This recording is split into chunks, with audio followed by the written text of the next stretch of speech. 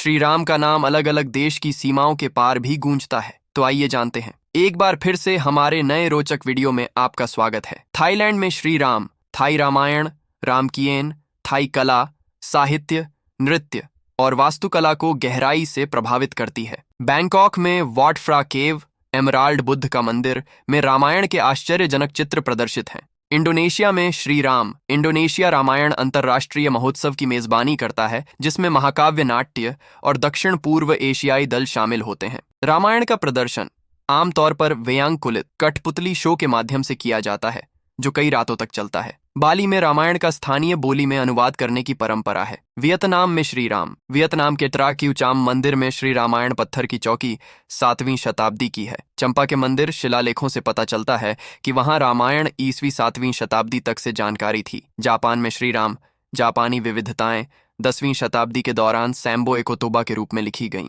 12वीं शताब्दी होबुत्सुशु के रूप में, 14वीं शताब्दी सुआ अंगिनो कोटो, गागाकू और बुगाकू दरबारी नृत्य और संगीत की परंपरा जापानी रामायण को दर्शाती है। 30 साल पुराने anime Ramayana the legend of prince Rama को 4K रिमास्टर में नया जीवन मिलता है। कंबोडिया में श्री राम, भगवान विष्णु को समर्पित कंबोडिया का अंगकोर वॉट उनके अतीत को उजागर करने वाला ऐतिहासिक रूप से महत्वपूर्ण है। कंबोडियाई महाकाव्य रीमकर संस्कृत के रामायण को बौद्ध प्रभावों के साथ दर्शाता है, जिसमें राम को फ्रीहरीम और सीता को नेंगसेडा के रूप में चित्रित किया गया है। बर्मा में श्री राम, म्यांमार के अनौपचारिक राष्ट्रीय महाकाव्य यमजटडो में यम राम, थिड़ा सीता और यवाना रावण शामिल हैं। यमजटडो भी धार्मिक उत्सवों में किया जाने वाला एक नाट्य रूपांतरण है। फिलीपींस में श्री राम, फिलीपींस में श्री रामायणम को महाराडिया लवाना कहा जाता है। फिलीपीन सभ्यता के उद्गम स्थल ताबोन गुफाओं में सोने की गरुड़ छवियां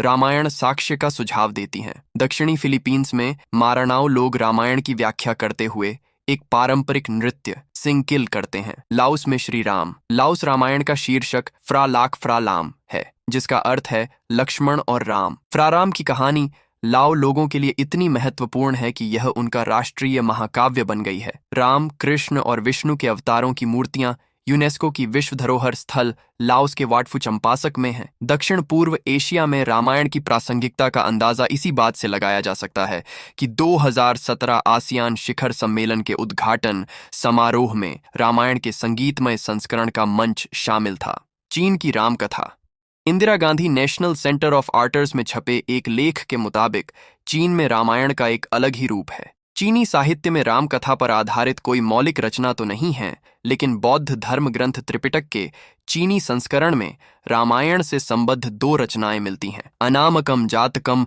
और दशरथ कथानम। 3री शताब्दी में चीनी भाषा में लिखी गई अनामकम जातकम का मूल भारतीय रामायण से मिलता जुलता है, जबकि दशरथ कथानम के अनुसार राजा दशरथ जम्बू द्वीप के सम्राट थे और उनके पहले पुत्र का नाम लोमो राम था। तिब्बत की राम कथा, तिब्बत में राम कथा को किन्रस पुंस्पा कहा जाता है। वहां के लोग प्राचीन काल से वाल्मीकि रामायण की मुख्य कथा से परिचित थे। तिब्बती रामायण की 6 प्रतियां तुन हुआंग नामक स्थल से प्राप्त हुई हैं। मलेशिया की राम कथा, मलेशिया में राम कथा पर आधारित एक विस्तृत रचना है हिकायत सेरी राम। दरअसल यहाँ के राम कथा की शुरुआत रावण के जन्म से होती है। मलेशिया को रावण के नाना के राज्य के रूप में माना गया है। वैसे तो दुनिया भर के देशों में साहित्यिक रूप से रामकथा का कोई न कोई रूप तो मिलता है। एक रिपोर्ट के मुताबिक बेल्जियम के पादरी कामिल बुल्के रामायण से इतने प्रभावित थे कि उन्होंने भारत आकर और यहाँ रहकर दुनिया भर में फैले रामकथा के विषयों पर शोध किया। बल्कि ने अपने शोध ग्रंथ रामकथा उत्पत्ति और विकास में रामायण और रामकथा के 1000 से ज्यादा प्रतिरूप होने की बात कही है। आशा है कि आपको यह वीडियो पसंद आया होगा। हमें यह चाहिए कि हम अपने जीवन में श्री राम भगवान के आदर्शों का पालन करें और उनकी शिक्षाओं का अनुसरण करें। आप सभी से निवेदन है कि हमारे चैनल को सब्सक्राइब और पेज को फॉलो जरूर करें और कमेंट में जय श्री राम जरूर लिखें। धन्यवाद।